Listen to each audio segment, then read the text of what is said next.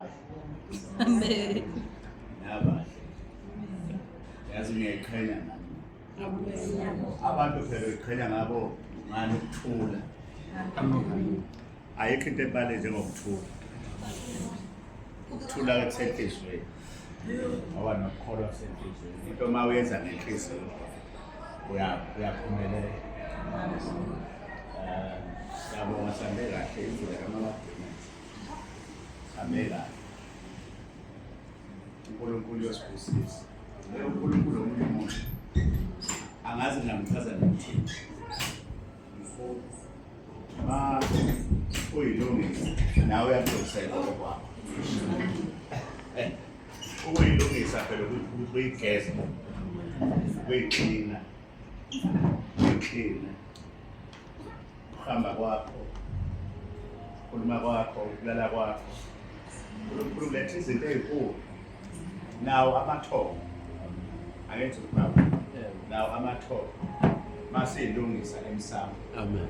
ekhaya, ngabikho abanye, sihleke nje kube mnandi, uNkulunkulu uyohlala phakathi kwethu. Into ethi angahlali kithi, siyaxokozela, sinemisindo, sinenzonde, magcikelo obaba, siyasondana, siyayisama esontweni. Kodwa nje makuthiwa mawunganaki phansi, umeye nje. Mawubuka nje umuntu umeye, ususe phansi, umkhale. Bayaqalana abantu esontweni. Amen. Yawuthi uyangena umuntu akuqale nje, kodwa ukuthi hawu, nawe phela uzofuna ukusiza nithi. Uzolungisa indaba zami. Naye futhi uzolungisa okwakhe, wakubo. Kodwa mayifika usephethe ithephi yokuqala wena, njengoba nje ukudla, usuqala usoyisile. Uyamqala ukuthi ume kanjani, akumele ame kanje. Ngithi yabo, manje usukhohliwe ukuthi nawe phela uzolungisa okwakho. Mina uNkulunkulu-ke wangisiza. Ngeke ngisho ukuthi ngiphe ey'ntweni ey'ningi. Inkosi iyangisiza.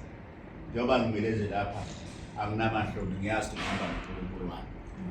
Mawuza kimi, mawufika kimi baba, ufika kimi nosisi lwakho, ngizoliqeda usisi lwakho, ngoba ngiyazazi ukuthi njani manje lwabantu, wena nawe uzosiza.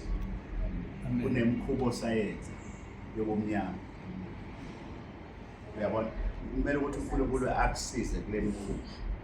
Khathi nawe uzosiza abantu ukubakhipha emikhubeni. Ngeke ubakhipha abantu emikhubeni nawe usemkhubeni. Uzobakhipha kanjani? Ngoba lo muntu uzothi uthi uyafika athi umuntu awu lo siyamazi lo mkhobothi. Uzofika esontweni mawumele phambi kwabantu. Ethi abantu awu ubaba unentombi. Siyazi nje. Hawu baba wenza ukuthi ubaba. Kumele ukuthi indlela zakho. Into enzima le kodwa lena engikhuluma ngayo. Akulula ngoba isabamba abantu abaningi. Nabayifundise emapulpit nombhishobhi ngibambile. Ngithi uzule ngapha eThekwini bathi amakholwa axoshe umfundisi u200,000. Webandla. Ayabeka amakholwa. Umfundisi uyaqoba. Athi amakholwa sesiyabona manje. Phela amakholwa yabona abantu abakholwayo. Mawuphambi kwabo ungacaba ukuthi abakuboni. Bayakubona. And mawuqala futhi bayakubona. Futhi ukuze bakuhloniphe. Nawe kodwa if wena awuyihloniphi, ungabahlonipha abantu. Abantu ahle. Uyothi ushumayela athi umuntu awu. Ubone ebheka ngapha ngathi khona akususayo. Nonkosikazi wakho umka yabona umfazi wakhe uma ungaqondile ngasedini uzothi ushumayela abethi phansi phela phansi thiwa kodwa umama bathe kunye kodwa simbonile umama mayishumayela ubaba